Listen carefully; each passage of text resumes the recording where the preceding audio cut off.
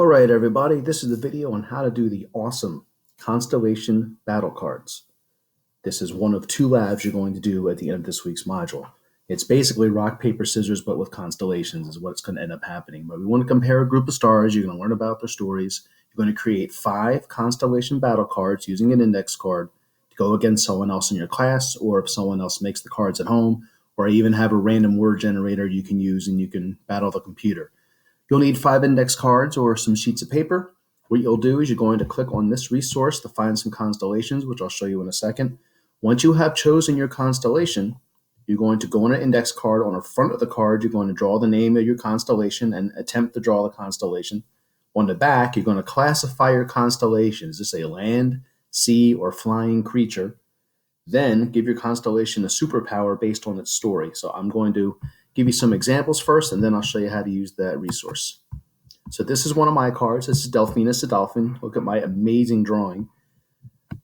Delphinus calls all the other dolphins to help him battle by giving them a Zoom meeting code. In the real version of the myth, Delphinus was gathering the other dolphins, and that's why I went with this card.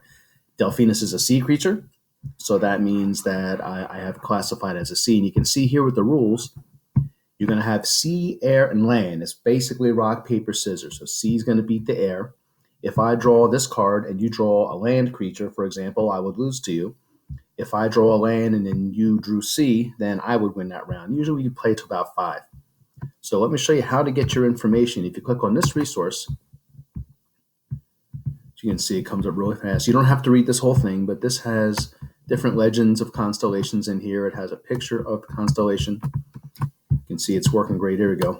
So here's Andromeda, for example, and it kind of gives you the story a little bit, and you can attempt to draw the constellation. Now, when I did this, and I'll show you here. So this is my card, Delphinus, the dolphin. This is my explanation with dolphins misspelled. And then this would be an example of a battle. So I drew Delphinus, my sea creature. Singus is a swan. I'm sure you can tell by my drawing. This is an air flying constellation, and according to our rules, sea beats air, so I would win this particular round.